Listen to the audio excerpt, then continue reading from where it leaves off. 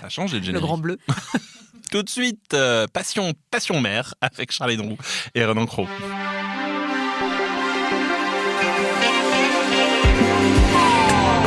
Bienvenue dans We Love Série, votre rendez-vous dédié aux œuvres diffusées dans votre télé sur vos sites de streaming préférés, le tout sur We Love Cinéma.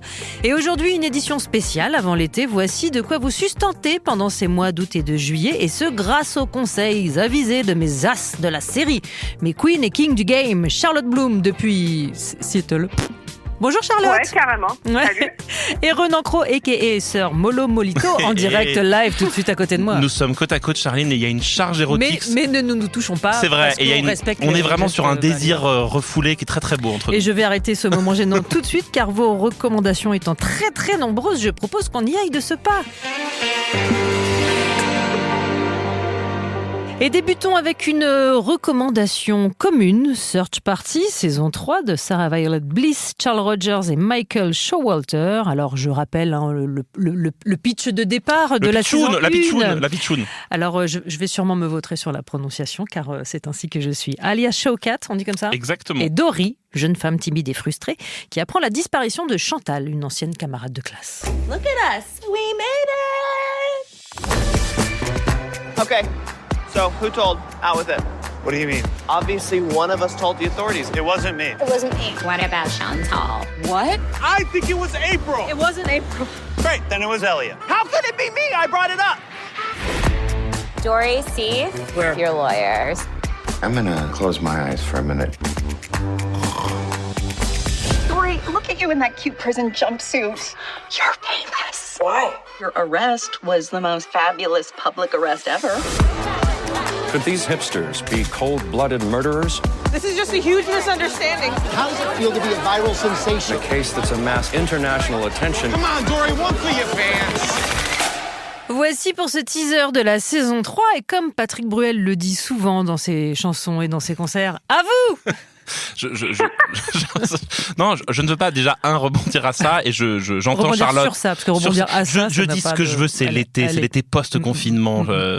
Charline Roux, Charlotte Bloom, je vous vois faire des signes, vous voulez prendre la parole, c'est ça? Non, mais ça m'étonne pas du tout qu'on soit plusieurs sur ce choix de Search Party, parce que je trouve que c'est une toute petite série qui est complètement irrésistible. C'est exactement ce dont on a besoin là maintenant, parce qu'elle est absolument pas ancrée dans la réalité, dans la façon dont elle est écrite. Donc effectivement, Dory, dans la saison 1, a été obsédée par la disparition de Chantal. Chantal, il faut dire que Chantal, comme ça. Qui est un Mais depuis, personnage fabuleux. C'est la sœur de Sylvie, ou pas? Non, pardon. Non, mais elle s'appelle Chantal. Il n'y a que des personnages fabuleux dans cette série. Mais depuis, Chantal a été retrouvée, on va rien spoiler en disant ça puisqu'on est à la saison 3. Ils ont fait beaucoup de conneries, Dory et sa bande. Beaucoup. Alors, on va pas dire lesquelles. 3, non, on va pas dire lesquelles, mais la saison 3, c'est un peu la saison du payback. C'est une Et, série, c'est merveilleux. c'est merveilleux, et c'est une série qui vous hait, les jeunes. C'est une série qui vous déteste, et ça fait un bien fou. C'est vraiment le procès des millennials, de la génération, je sais plus quoi, X, Y, Z. C'est vraiment cette sensation que la série a de regarder donc toute une génération, c'est-à-dire la génération des réseaux sociaux, la génération de Twitter, la génération d'Instagram, et de lui faire payer en fait une sorte de vide. Et donc c'est l'histoire de gens qui sont totalement vides et qui cherchent quelque part un sens à leur vie. Alors Dory va trouver un sens à sa vie, on va pas trop révéler comment, et tout d'un coup, on sait pas pourquoi il y a Dostoïevski qui se ramène là-dedans. C'est Crime et Châtiment en fait d'un coup. C'est aussi glauque que drôle, parce que Charlotte dit que c'est feel good. Il y a des moments assez sordides, assez étranges, parce que justement, c'est une claque dans la gueule à toute notre génération, c'est-à-dire qui s'incarne dans l'ego, qui s'incarne dans le reflet de soi-même, et qui tout d'un coup se prend une tarte dans la gueule. C'est vraiment une série géniale. La saison 3 est peut-être la meilleure, je parle sous le contrôle de Charlotte Bloom. Non, moi je préfère quand même la une, mais... Tout de suite, réagissez au 01 45 32 32. Moi je préfère la 3, que je trouve vraiment fabuleuse, extrêmement bien construite, et surtout structurée entre donc l'histoire de Dory et de son insupportable petit copain, et puis il y a deux autres personnages dont on n'a pas encore parlé, qui sont les personnages comiques de la série, et qui eux poussent le curseur. C'est vraiment c'est absolutely fabulous, mais aujourd'hui. Et pourquoi tu préfères la une, toi, Charlotte? Alors, c'est une petite faiblesse de ma part, et en plus j'ai spoilé, mais bon, c'était quand même il y a 3 ans. Il y avait l'enquête. C'est-à-dire, il y avait quand même un but et il y avait toute la transformation psychologique de Dory, qui est quand même effectivement au début un personnage timide, frustré, qui cherche sa place et qui va la trouver un petit peu en devenant enquêtrice malgré elle. Et sa transformation, elle est folle. Et cette actrice, Alia Shawkat, elle est vraiment... Elle est géniale. En plus d'être sublime, elle est excellente. Et elle incarne hyper bien cette transformation jusqu'à arriver à la Dory de la saison 3, qui est une raclure. Oui, et en même temps qui est une raclure dont on voudrait qu'elle s'en sorte, en fait. Et c'est ça qui est assez génial, c'est que la série joue justement sur ce vide en nous, où on est pour ce personnage, alors que nous, on scelle les vérités en question de la série, et qu'elle ment. Et c'est assez, vraiment, ça tient. Et il y a un personnage d'avocate dans cette saison 3, mais c'est mon animal totem. On dirait une phrase de Perrine Kenson qu'on embrasse, mais c'est mon animal totem. C'est-à-dire que c'est une avocate qui n'a aucune compétence si ce n'est d'avoir du swag, et donc elle est hyper swag et elle est géniale, vraiment elle est très très drôle. Oui, j'ai dit swag. Et donc vous aurez compris que si vous êtes jeune, cette série vous déteste, mais que du coup on vous la conseille grandement. Cette saison 3 de Search Party est diffusée en France sur OCS City. Sur Prime Video, Renan, tu recommandes Dispatches from Elsewhere 2 et avec Jason Segel, série dans laquelle un groupe de gens ordinaires tombe sur un puzzle dissimulé sous le voile de la vie quotidienne. Tous vont être amenés à découvrir que le mystère remonte bien plus loin et plus en profondeur que tout ce qu'ils auraient pu imaginer. And now that I have your attention, I'll begin.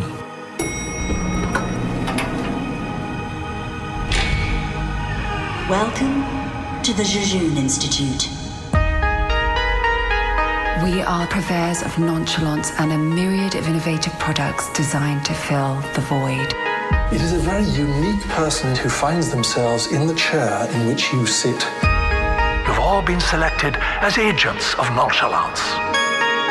Behind this world, there is a world which has been hidden from you. It's so cool. And you are a key to unlocking our vision. You must find Clara! Quite an elaborate hoax. Such a nice story. Thrilling. I'm sorry, what do you mean hoax? Une série avec également André Benjamin, alias Monsieur 3000 d'Outcast, Sally Field et l'immense Richard E. Grant. Pourquoi cette série, Renan Croix ? Alors déjà, je tiens à dire que c'est vraiment très très mal ce que vous venez de faire, Charline Roux, à résumer cette série. C'est du sabotage, on dirait Olivier Chiabodo à Interville, c'est du sabotage. Moi je suis professionnel, on me donne un dossier de presse avec un résumé. Alors évidemment, sur le papier, ça ressemble à un très mauvais livre de Paolo Coelho. Mais ceci étant, c'est vrai que c'est le pitch de départ. Oui, mais en fait, c'est une série impitchable et difficilement racontable. Le principe, c'est que c'est adapté d'un documentaire sur le fameux Jejune Institute qui a potentiellement réellement existé. Et ce documentaire, The Institute, raconte en fait comment une sorte de jeu de rôle IRL a obsédé des gens à Philadelphie, si je ne dis pas de bêtises. Et l'idée, c'est que l'excellent Jason Segel, qu'on aime, qu'on adore, et sans Sarah Rionova. Exactement, 5 ans de réflexion. En fait, il s'en empare et il en fait une série en racontant, en imaginant les joueurs, ceux qui se sont pris dans ce monde-là. Et donc, le principe, c'est encore une fois dans la même chose que Search Party, c'est-à-dire l'ultra-moderne solitude, la société d'aujourd'hui, le vide qu'on a en nous. Ici, non pas rempli par le crime et l'ironie comme dans Search Party, mais par le merveilleux et la possibilité du merveilleux, puisqu'au fond, donc ces gens qui vont se croiser vont rentrer dans un jeu de piste à l'échelle d'une ville, chacun avec des positions différentes. C'est-à-dire Jason Segel, par exemple, il attend que quelque chose se passe dans sa vie.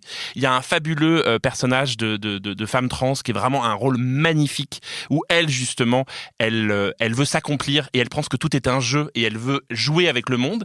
Il y a Sally Field qui, elle, est en deuil et tout d'un coup pense que tout ceci est en fait une instrumentation artistique, que c'est une œuvre d'art. Et puis il y a donc le fameux Monsieur 3000, là, André Benjamin. André Benjamin Andrew Benjamin, qui lui pense que c'est un complot politique. Et donc ces 4 personnages-là vont se balader ensemble. On ne comprend pas toujours tout ce qu'on voit. C'est marrant, ça se sent pas dans le pitch. Pardon. Mais c'est d'une beauté, d'une évidence. Enfin, il y a quelque chose, on rentre dans la série, on ne sait pas ce qui va se passer. Est-ce drôle ? Parce qu'on dit Jason Segel. Non, c'est pas drôle. C'est étrange. Ouais. En fait, le plus proche, mais ça va vous donner des boutons peut-être, Charline Roux, le plus proche, c'est Amélie Poulain, en fait. On pense beaucoup. Alors, vous vous trompez complètement sur moi, Renan Croix, sachez que j'adore Amélie Poulain. Mais c'est ce qui fait que nous sommes amis, Charline Roux. On pense beaucoup à Amélie Poulain. Imaginez Amélie Poulain, et je sens... Charlotte Doum, je me trompe, vous n'êtes pas très Amélie Poulain. Alors, je suis pas Amélie Poulain et je suis pas Dispatchiste from Elsewhere non plus, donc j'espère qu'on m'aime encore ici. Ben oui, bien sûr. Moi, oui, toujours. Renan, beaucoup moins, ça se voit. Si. Si. Non, mais moi, j'ai trouvé ça, en fait, fabuleux de voir une série où je ne sais jamais ce qui va se passer. C'est bric et de broc, c'est inventif, c'est étrange. Oui, j'ai dit mec vient de passer de bric et de broc.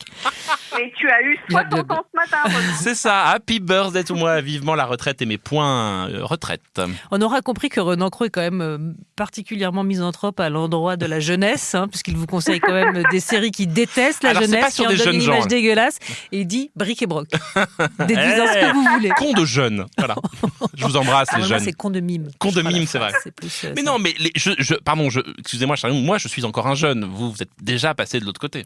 Alors, c'est vraiment parce que je suis une personne polie publiquement que je ne vous dis pas que je vous emmerde, mais je le pense très fort.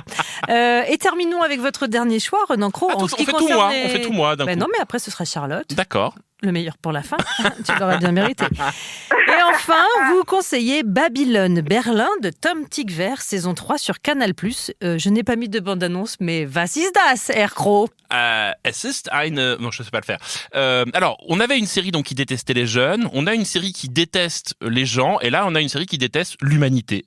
Je crois qu'on est sur une thématique, je crois que ça dit beaucoup de moi. Je crois qu'on est sur un homme sympathique. On est sur quelqu'un qui va mal, et c'est moi. Attends, t'as pas encore les choix de Charlotte. Tu vas rire. Non, c'est plus sérieusement... Peut-être que la série qu'il faut regarder cet été, parce qu'on a besoin de grandes fictions, de choses qui vous emportent, c'est ce fameux Babylone Berlin. La saison 3 vient d'arriver sur Canal+. Alors oui, c'est une série allemande.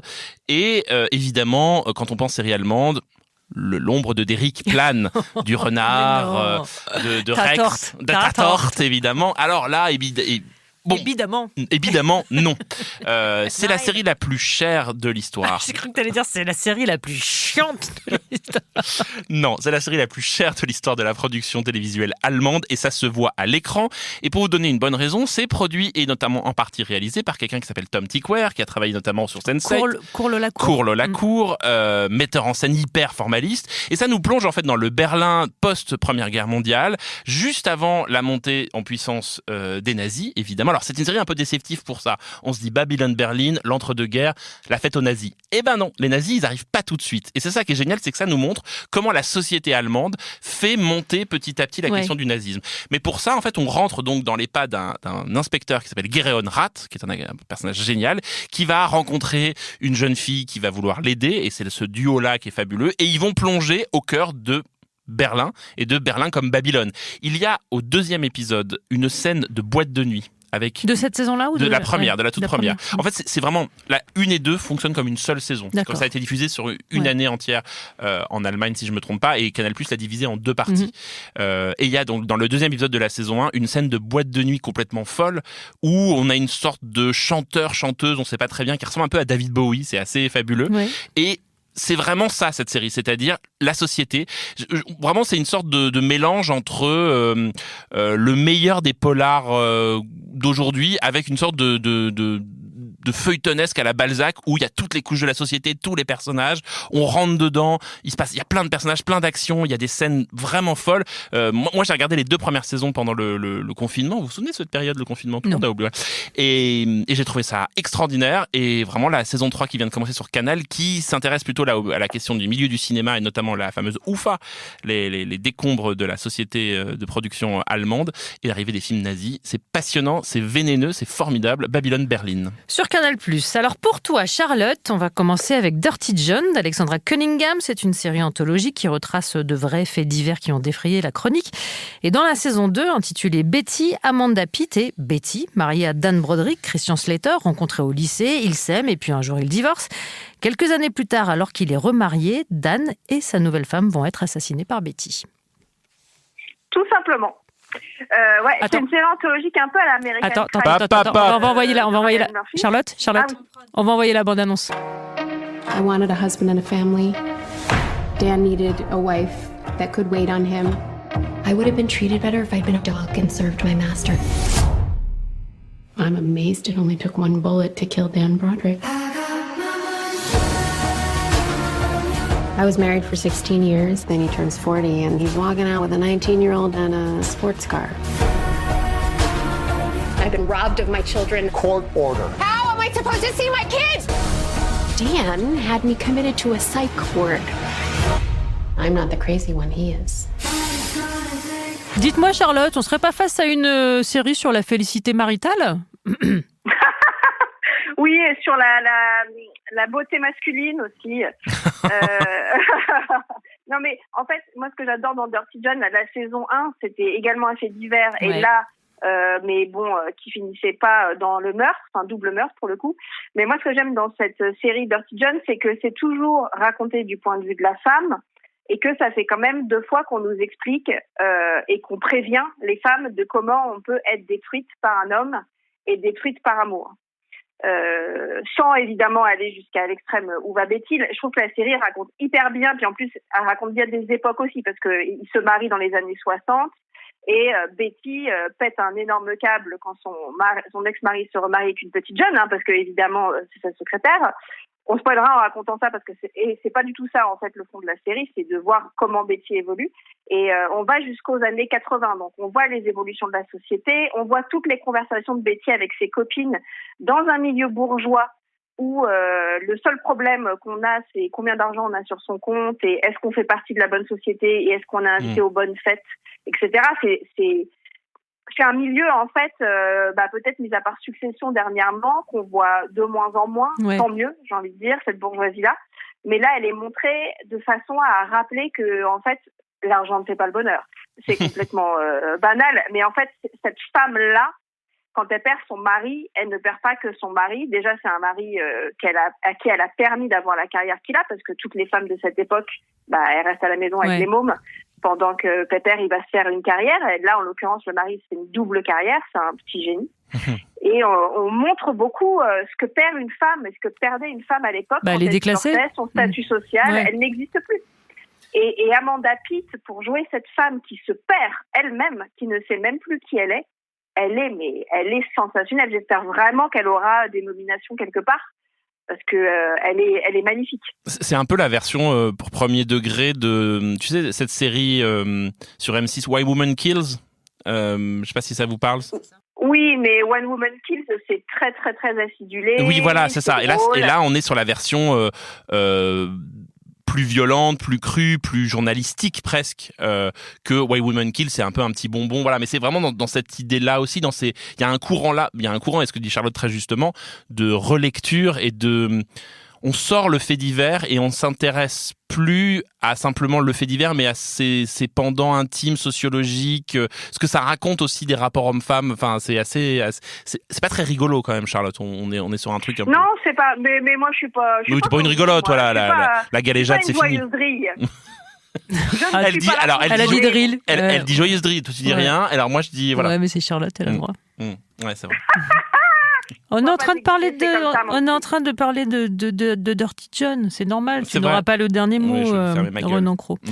Sauf erreur de ma part, la saison 2 est en diffusion sur Bravo et la première est à retrouver sur Netflix. Je parle sous votre contrôle. Pour ceux qui vont regarder la saison 1 maintenant, il faut savoir qu'il y a un documentaire sur Netflix qui après montre les vrais personnages. Et alors moi j'adore ça. J'adore quand on me raconte une histoire en fiction et qu'après j'ai le docu avec les vrais gens. Ça arrive pas souvent. Et c'est indispensable de regarder le docu derrière. T'as essayé Titanic comme film? Tu verras, il y a plein de docus. Mais tu sais quoi, mon petit chat? Je n'ai pas vu Titanic. Non. Voilà. Et voilà. Alors à la fin, le bateau il coule. Allez, voilà. Super. Mais non. Alors Charlotte, tu nous le disais, comme tu aimes tout ce qui est l'humour, la galéjade, tout ce qui est lol, quoi. La poudre de perlimpinpin. Tu nous proposes aussi Manhunt Deadly Games, dispo sur Netflix, une série d'anthologie encore, mais axée à chaque saison sur des chasses à l'homme, les plus importantes sur le sol américain.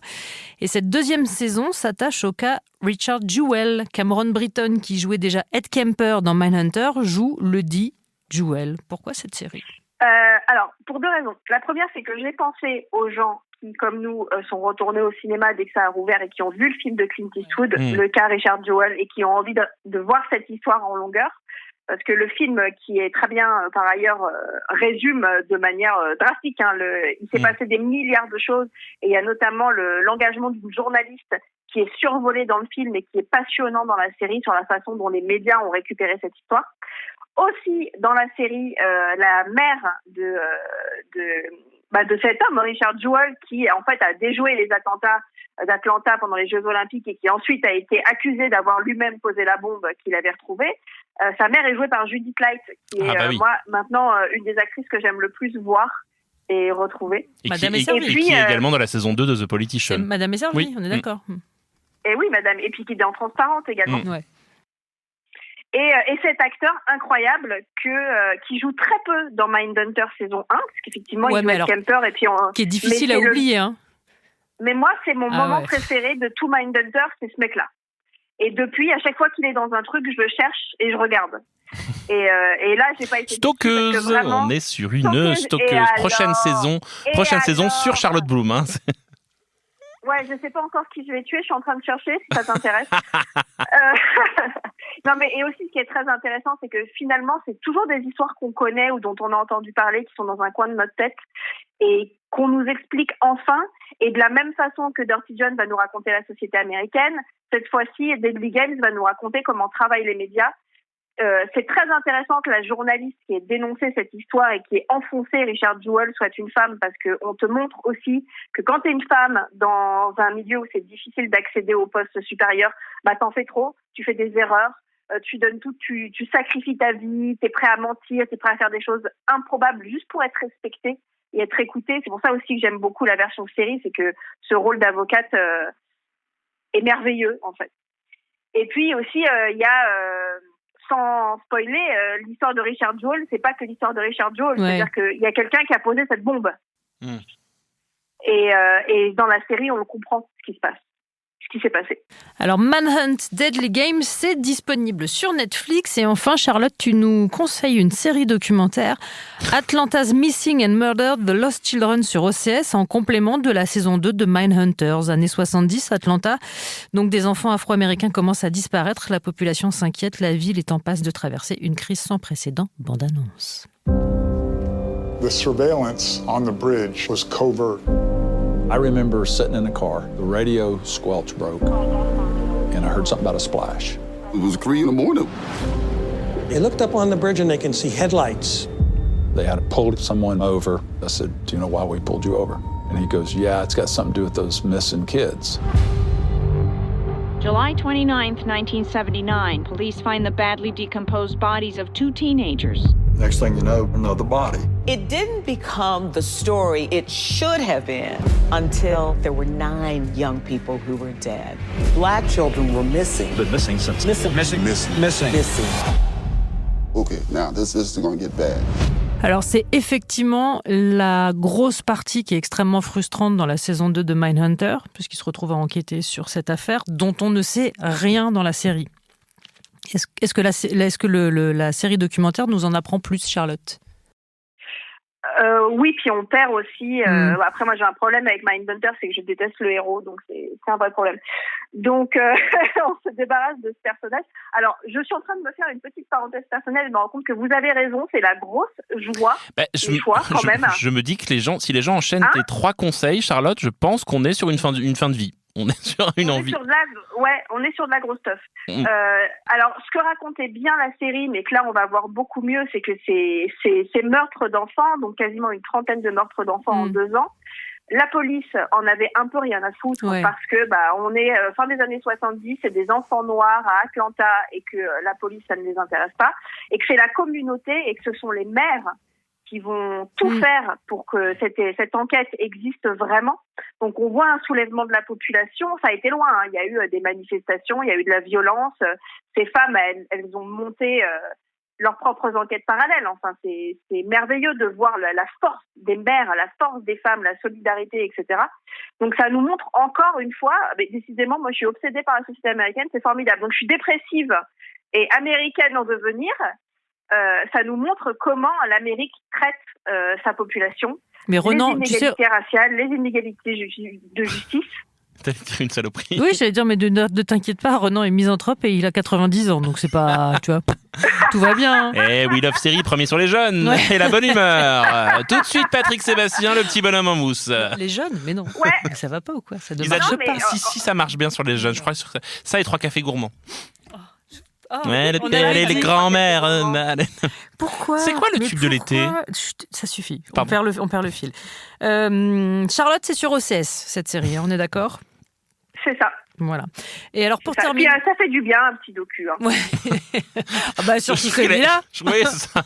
Vraiment des conseils à voir après la plage avec une pina colada. Allez, truc. ceci étant, pour se réjouir un peu et en quelques mots, on va faire un peu plus rapide. Vous m'avez fait aussi une petite sélection de oldies but goodies à re-regarder puisqu'ils sont désormais dispo. Renan, en quelques mots, pourquoi regarder Sauvé par le Gong disponible sur Prime? When I wake up in the morning and c'est le générique, vous vous souvenez? Finnegan, The man is on time. Ouais. Voilà, nous avons perdu les seuls It's genres. alright. It's alright. Now the baby by the bell. Alors, on a le droit de dire que dans cette série, ils ont tous mal fini quand même. Attention parce que Glee les bat. Ouais, non, Voilà. parlons pas de ça. Il y a quand même une femme qui a tourné dans Showgirls. Si ça, c'est pas le pire des avenirs quand même. Et Screech, il a fait pire, je crois qu'il a fait du porn. Ouais, c'est pas tant qu'il ait fait du porn, c'est qu'il a fait du porn cracra. Ah, d'accord, tu es mieux renseigné que moi. Tout à fait. Alors, Sauvé par le Gong, pourquoi? Parce que donc c'est la sitcom culte des années 80, enfin fin des années 80. With Mark Paul Gosselaar et Tiffany Amber Thiessen.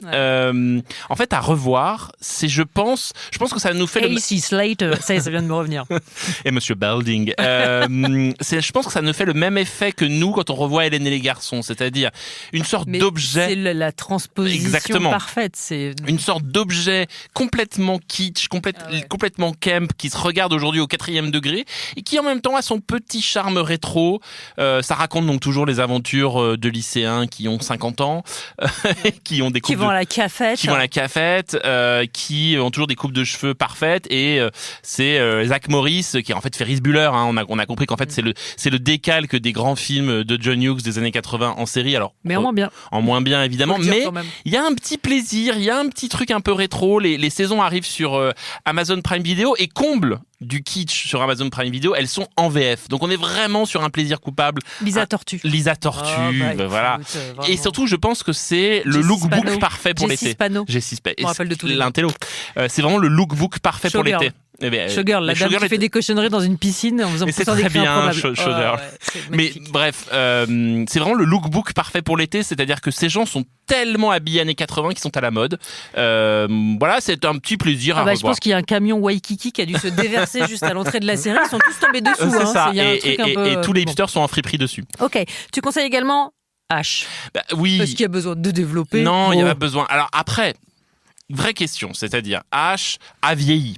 Ok, mais c'est normal. C'est-à-dire comme Sauvé par le Gong, nous aussi. Mais peut-être d'aller rejeter un œil à ce qui a été peut-être la seule vraie sitcom française, tournée vraiment comme une sitcom, avec, on le rappelle, évidemment, Eric enregistré, Jamel, Eric et Ramzy, Jamel, Sophie Mounico, Jean-Luc Bidot notamment. Tous les épisodes sont pas regardables, il y a des choses un peu plus gênantes, il y a un humour qui est un humour des années 90 parfois, c'est fin 90, début 2000, c'est ça, H. Mais en même temps, il y a l'abattage comique d'Éric Judor qui est vraiment qui est un génie en fait. Il y a un générique de DJ Abdel. Voilà. Non, c'est une petite Madeleine, c'est pareil. Je suis pas sûr que les jeunes qui nous écoutent, salut les jeunes, vont vraiment aimer ça, mais si vous avez grandi dans les années 90-2000, H, ça a été quand même forcément important à un moment. Et enfin, sur Prime, encore. H, c'est sur Netflix, oui. Pardon. Sur Prime, tu conseilles aussi Malcolm. Ben oui, c'est revenu Malcolm. Alors ça, Malcolm, je pense qu'on est d'accord. C'est comme tu me dis ça. Oui. Comment ça marche? C'était qui ça? C'était Michel Chevalet. Allez, bien l'imitation. Malcolm, le mec s'auto-congratule. Écoutez, c'est pas sur vous, Madame Roux, que je dois compter sur les compliments. Non, mais Malcolm, c'est parfait. Enfin, c'est vraiment, si vous avez un coup de blues, vous regardez Malcolm. Si vous aimez Breaking Bad, et puis surtout, alors je suis pas sûr que Frankie Muniz est très bien fini lui aussi, mais Dewey, quoi, la danse de Dewey. Poupi. On est d'accord que c'était bien, comment il s'appelle et voilà, j'ai plus son nom. Et c'est moi qui suis une vieille personne. Heisenberg, qui joue le père. Oui, bien sûr, c'est vous. Oui. Son nom? C'est Bryan Cranston. Ah, Bryan Cranston. Pourquoi j'ai oublié son nom, c'est pas possible. Une fois que vous aurez bingé l'intégralité d'une Nounou d'enfer, Charlotte Bloom, toi-même tu sais. Oui, merci, c'était formidable. Ça m'a sauvé la vie, bisous. Voilà. Jetez-vous dans Malcolm. Je crois qu'on a besoin de valeur refuge. Moi, j'arrive pas. Vous savez, la France a besoin de valeur refuge. Non, mais je suis obligée de faire mon, de faire mon outing. Je peux pas, Malcolm. C'est vrai? Ouais, j'arrive pas. Pourquoi ? T'aimes pas les enfants ? Ça me fait pas... Mais je crois que l'humour, c'est pas votre truc, Charles, non ? J'aime pas du tout. Bon, voilà. Et une nounou d'enfer non plus. Oh là là. Bon, bref, de la Madeleine, roulez-vous dedans, les valeurs refuge, ça fait du bien. Et surtout, je crois que la sitcom, c'est aujourd'hui ce dont on a besoin d'y retourner. Et évidemment, Friends, mais est-ce encore besoin de conseiller Friends ? Si vous voulez pas regarder des sitcoms, mais si vous voulez regarder des séries un peu plus anciennes, avec des jeunes gens, regardez Freaks and Geeks. C'est tout ce que j'avais à dire, c'était de l'ASMR. Charlotte, quant à toi, tu conseilles marier 2 enfants ? Mais moi, je suis dans le petit bonbon nouveau. Je suis dans la modernité. Qu'on revoit je suis où ? dans l'actualité. Qu'on revoit sur Prime, comme à peu près tout. Hein. Mais Prime, ils ont fait une razzia sur. Du back catalogue. Ils sont allés chez les pony shops, là, les Atout Cash et les trucs comme ça. Ils ont récupéré tous les DVD des gens et ils les ont mis sur Prime. Ils ont tout pris. Bah ouais, mais en même temps, comment s'appellent ces magasins ? magasins ? C'est la meilleure idée qu'ils aient eue. Mais c'est la meilleure idée. Non, mais moi, Cash Converters, voilà. Atout Shop. Cash Converters. Panta Shop. Oh là là là là. Mais si vous avez ri à cette blague. Merci déjà, et surtout vous avez 70 ans. Mais surtout on est content de marier 2 enfants de revoir Christina Applegate. Christina Applegate qu'on voit en ce moment d'ailleurs dans la saison 2 de Dead to Me. Hein. N'oubliez pas de regarder la saison 2 de Dead to Me bien sûr. Mais ce que je trouve génial dans cette sitcom, c'est que c'est quand même l'horreur américaine, c'est-à-dire marier 2 enfants, le couple et les 2 gosses, tout le monde est méchant, tout le monde est con. Tout le monde est laid, le père surtout. à moitié, tout le monde. Christina Applegate n'est pas vraiment laide. Sauf elle. Même. Peggy, elle est géniale. La mère est vraiment géniale. Oui, mais on est dans une esthétique Katie quand Segal, même. elle est vulgaire. Enfin, c'est tout. Il y a de la vulgarité. Il y a de la misogynie crasse. Mais alors, vraiment, des blagues. Moi, j'ai honte de rire. Et qu'est-ce s'appelle Lorio ? Elle la vit. Mais ouais, mais grave. Et puis, c'est pas. Tu sens qu'on n'a pas réfléchi à faire une famille qui va plaire et qui va intéresser. Non, ouais. Le père est marchand de chaussures. La mère, elle en branle pas une. Elle fait semblant de passer l'aspirateur 27 secondes par jour quand son mari ouvre la porte. Les mômes sont horribles. Tout ce qu'ils veulent, c'est de l'argent de poche, tirer leur coup si c'est possible un jour ou l'autre. Il y a le chien. Les voisins. Les voisins sont atroces. Les voisins cathos. Et on est d'accord que le chien, il est pris à pic, non ? Le chien, il est pris à pic. Je crois qu'il veut. Si, le chien, il est obsédé. Le chien est obsédé sexuel dans mon souvenir. Ou c'est moi qui fantasme un truc bizarre. Mais est-ce que tout le monde est obsédé sexuel dans tes souvenirs ? Je sais, c'est vaste question. Bon, en tout cas, c'est hilarant, marier 2 enfants. C'est vraiment l'humour de l'époque, hein, comme on le disait, c'est une série très récente puisqu'elle date de 1987. Mais moi, je me souviens que quand j'étais ado, série, premier sur les conseils. Mais quand j'étais ado, elle me faisait rire, comme une nounou d'enfer. Mais aujourd'hui, elle me fait pleurer de rire. Et pour terminer, des doubles sens. Pardon, vas-y. Non, vas-y, termine ta phrase. Non, parce que l'humour d'adulte, c'est quand même autre chose. C'était tout, voilà. Tout à fait. Et enfin, pour terminer, tu nous conseilles un petit guilty pleasure ? Brothers and Sisters. Oh, c'est trop bien. Sur Prime aussi ? Voilà. Sur Prime aussi. Oui, je crois. Je dis, Cash Converter, ils ont tout pris et ils l'ont mis sur leur serveur. Brothers and Sisters, c'était un peu la série de la seconde chance d'Ally McBeal, on est d'accord, hein. C'est bien celle-là. Ouais, c'est celle-là. Ouais, mais pas que. Alors là, qu'on est dans une espèce de folie Matthew Reeves, là, tout le monde est amoureux de lui maintenant, entre Perry Mason et The Americans. C'est aussi avec Matthew Reeves, avec Rob Lowe, avec Sally Field. Enfin, il y a un cast complètement le cast fou. est fabuleux.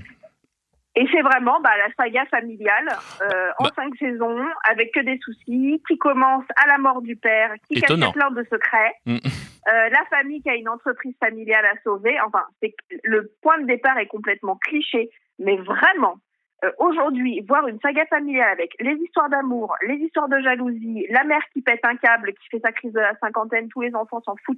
Elle est horrible, en plus, Sally Field, c'est vraiment la mère. Oh, elle est insupportable.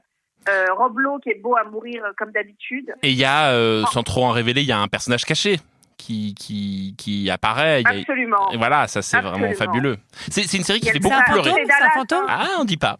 Elle est dans le placard. Coucou, hop, c'est moi. Elle sort. Non, c'est une série très émouvante surtout. Et c'est vraiment, je vais faire hurler. Moi, je trouve que c'est tout ce qui m'ennuie de plus en plus dans This Is Us était réussi dans Brothers and Sisters. C'est-à-dire cette sensation. Mais Brothers and Sisters n'était pas du tout là pour nous faire chialer notre race. Ah, moi j'ai pleuré ma vie devant Brothers and Sisters. Hein. Non, mais t'as pas pleuré toutes les minutes. Moi, This Is Us, j'en peux plus. C'est-à-dire, je finis avec ça me fatigue, des yeux de lapin. Moi, ça me fatigue This Is Us. Alors, je voulais juste vous dire que le comédien de This Is Us, Milo, c'est le sosie de mon frère. Voilà, c'est tout ce que j'avais à vous dire. Réagissez au 0145. Et c'est ainsi que je vais terminer cette édition pré-été de Ah là là, ouais. Parce qu'il faut toujours se la tartiner un peu. Ouais, mon frère est le sosie de Milo Ventimiglia. Eh bien, Et le alors 06 quoi est à retrouver. Et alors quoi Merci à tous les deux. Tu as toujours mon numéro de téléphone pour le donner à ton frère. J'ai cru qu'elle allait me dire, est-ce que tu l'as toujours ton frère? Bah ouais, j'y tiens. Oh, le truc glauque. Oh là là. On était sur la joie, on est retombé dans le glauque. Voilà. Mon petit frère, alors quoi. Merci Charlotte Bloom, passe un bel été. Merci Renan Cros. Pardon. Sachez quand même que je le dis aux auditeurs, on s'aime beaucoup avec Charline. C'est un jeu, c'est ce personnage acting en fait. Vous pouvez évidemment donner vos avis Cette femme est sur ces horrible. recos. Cette femme fait du mal aux animaux et aux enfants. Sur le compte Instagram de We Love Cinéma FR ou sur le hashtag We Love Série sur Twitter. Rendez-vous à la fin de l'été. D'ici là, retrouvez We Love Série sur We Love Cinéma et sur tous les agrégateurs de podcasts. Moi aussi, je te déteste. Tu m'énerves. Arrête, c'est toi. Charlotte, non, c'est toi, tu raccroches. Non, toi, c'est toi, tu raccroches. Bisous les copains.